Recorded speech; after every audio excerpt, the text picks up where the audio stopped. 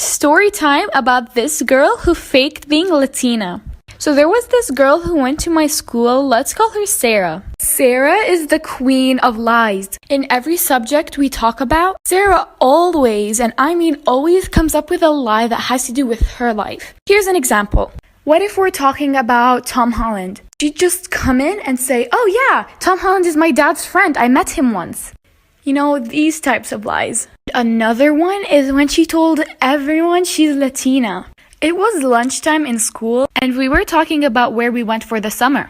Sarah tells us that she went to Spain and she started telling us on what she did there and says that she's 50% Latina. She also said that she lived in Spain for 6 years. And if there is any person who lived in Spain for 6 years, they must know how to speak Spanish. And then my friend Kayla asked Sarah, "What does good morning mean in Spanish?" And then Sarah looks at us, looks back at her food and said, "I don't know, I'm still taking Spanish lessons." And we just look at her that she doesn't even know what good morning means in Spanish. If she had lived in Spain for 6 years, she would have known what it meant. I don't know how, but that incident has spread around the entire school. Every person that walks past Sarah just says, "Buenos dias," basically teasing her about not knowing what good morning means in Spanish. And then Sarah didn't show up to school for 3 days after that. And oh boy, we haven't even gotten to the crazy part.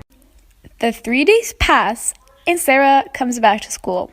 As soon as she walks into the class, everyone's eyes was on her. She came up, sat in her seat, and this lady showed up in a crop top, skinny jeans, fake nails, and fake lashes.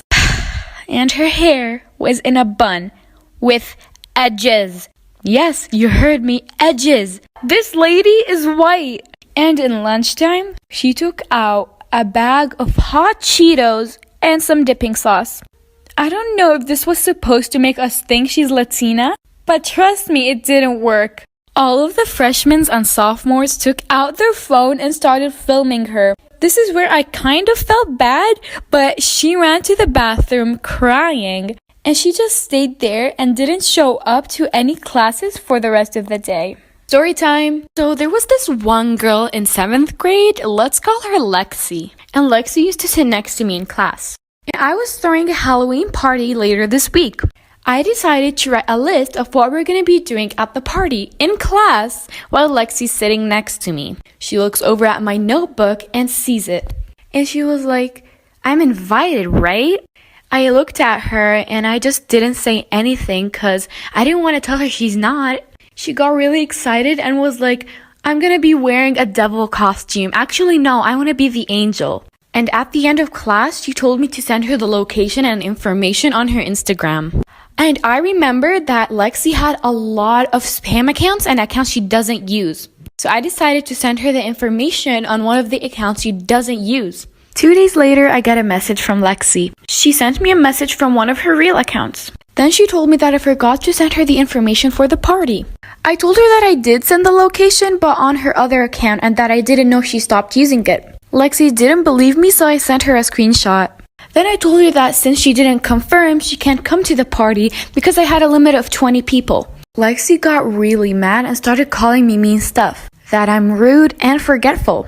And then Lexi blocked me not just on Instagram, but on Snapchat and TikTok. Of course, I didn't care and just went on with my day. Fast forward to the next day, which was the day of my party. Things were going great. Me and my friends had an amazing time. But after an hour, I get a phone call from a random number. I didn't answer, number one, because the music was too loud and I was too busy with my friends. Maybe 10 to 15 minutes pass, and that number calls me again. I handed my phone to my friend and let her answer the phone. She told me that there was a person waiting for me in front of the house. I, of course, didn't want to go outside alone, so I let my friend Jason come out with me. As soon as we arrived to the front of the house, we see Lexi and her mother sitting next to her in her car. I just stood there in disbelief, not knowing what to do. Lexi got out of the car, looked at me, and rolled her surprise! Then looked at Jason and started talking to him. She was like, Jason, can I come in? And Jason didn't know what to say, but he said yes. And Lexi had the audacity to show up to my party after she blocked me on all of my social media. Lexi stayed with Jason and Jason's friend. I couldn't enjoy my night anymore after that. The next day in school, I told my teacher the story and she moved my place.